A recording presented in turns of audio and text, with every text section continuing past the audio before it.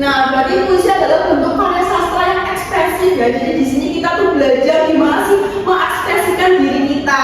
Next, ciri-ciri khusus puisi, coba Mbak Nazma dibacakan. Poinnya saja nggak apa-apa. Oke, ciri-ciri khusus puisi yang pertama ada bahasa yang padat dan ringkas, yang kedua memiliki rima dan irama, yang ketiga menggunakan majas dan simbolik, yang keempat menyampaikan makna mendalam, dan yang kelima ekspresif dan imajinatif. Baik, nah itu tadi ciri-ciri khusus puisi ya, bisa dimengerti teman-teman? Bisa. Nah, next lagi ya, ada jenis-jenis puisi. Tolong dibacakan Mbak Pina. Yang selanjutnya ada jenis-jenis puisi. Pertama ada berdasarkan bentuk. Puisi baru yaitu bebas, tidak terikat aturan ketat. Dan yang puisi lama terikat aturan, rima, bait dan juga baris. Puisi baru, puisi modern. Puisi lama itu pantun, syair, gurindam.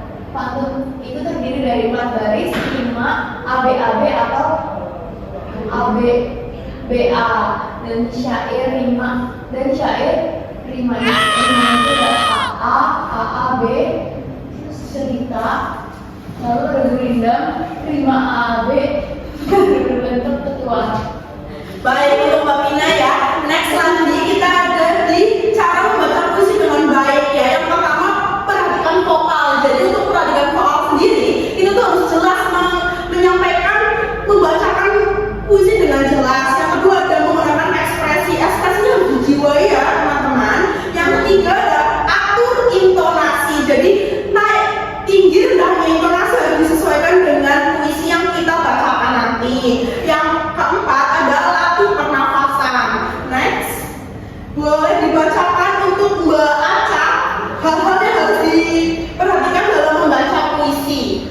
Selanjutnya ada hal yang harus diperhatikan dalam membaca puisi. Yang pertama ada interpretasi atau penafsiran, yang kedua teknik vokal, volume suara, artikulasi, lafal, warna suara, dan musikalisasi. Yang ketiga ada teknik penampilan, ada fungsi, efektivitas, estetika, dan justifikasi.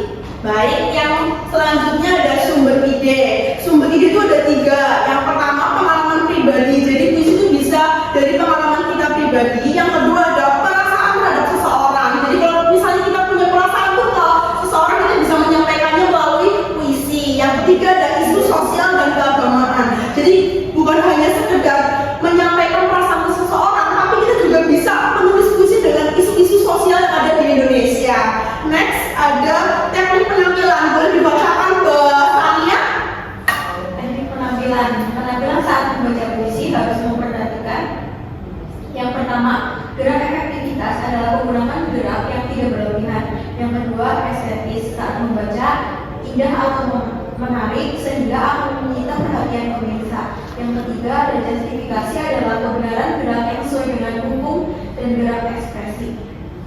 Selanjutnya ada gerak. Yang pertama itu ada gerak luar atau external action, yaitu gerak seluruh anggota badan yang terlihat termasuk raut muka. Yang kedua ada gerak dalam atau internal action, yaitu gerak batin atau perasaan.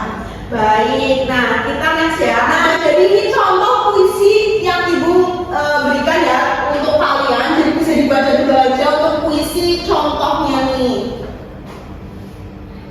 Oke, sudah baik. Next ya. Nah, kesimpulannya, puisi bukan sekedar rangkaian kata, tapi perasaan dan pesan yang dititipkan melalui keindahan bahasa. Mari kita membacakan puisi dengan gaya kalian masing-masing ya teman-teman. Baik, sebelum materinya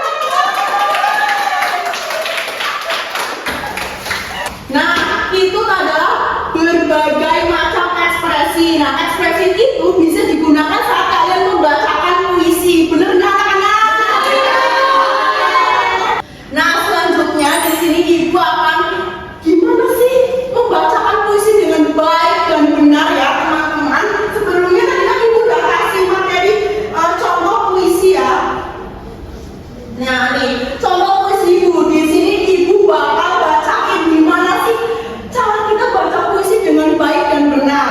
Nih simak ya teman-teman, harus simak yang baik-baik ya teman-teman ya. Ibu, kaulah pelita dalam hidupku yang selalu menerangi jalanku dengan kasih dan sayangmu. Ibu, engkau tak pernah lelah membimbing dan menjagaku hingga aku tumbuh dan belajar. Terima kasih Ibu atas semua pengorbananmu. Jasamu akan kuingat selalu sepanjang hidupku. Nah, tadi kan Ibu udah membacakan, mencontohkan gimana sih cara kita membaca puisi dengan baik dan benar. Nah, Ibu mau tanya nih ke kalian, coba siapa tokoh yang ada dalam puisi tadi? Ibu. Oke, yang kedua, Ibu mau tunjuk Mbak Pina. Bagaimana suasana puisi yang kalian rasakan tadi? Suasananya terharu. Oke, baru Mbak Salma gimana? Sedih. Oh sedih, Ibu tuh bener-bener perjuangannya tuh keren banget ya Mbak Salma ya. Baik. Nah, sekarang materi selanjutnya adalah mengerjakan LKPD. Baik, tadi kan Ibu udah mencontohkan dan sudah mengasih beberapa pertanyaan ya. Nah, di sini sekarang Ibu akan memberikan kalian tuh LKPD ya. Kerjakan secara mandiri, boleh diskusi ya teman-teman. Terus baca dengan teliti. Oke, Ibu.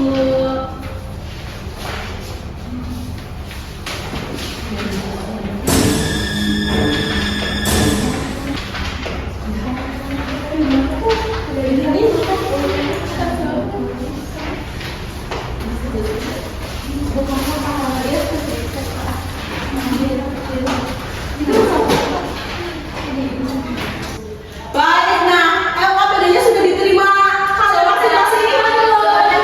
Nah, baik sekarang dikerjakan ya, harus teliti.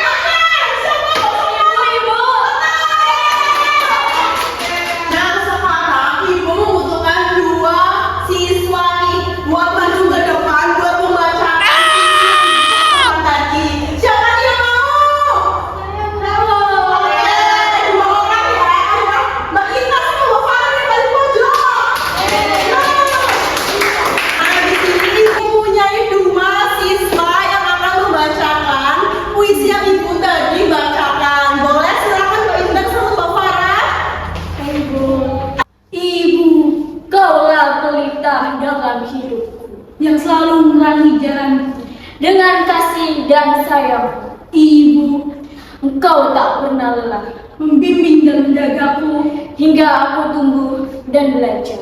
Terima kasih Ibu atas semua pengorbanan. Jasamu akan selalu kuingat sepanjang hidupku. Terima kasih. Oke, Pak Intan sama Mbak Farah udah berani buat membacakan puisi di depan kelas dan dilihat oleh teman-teman. Silakan duduk kembali. Bye. Nah, tadi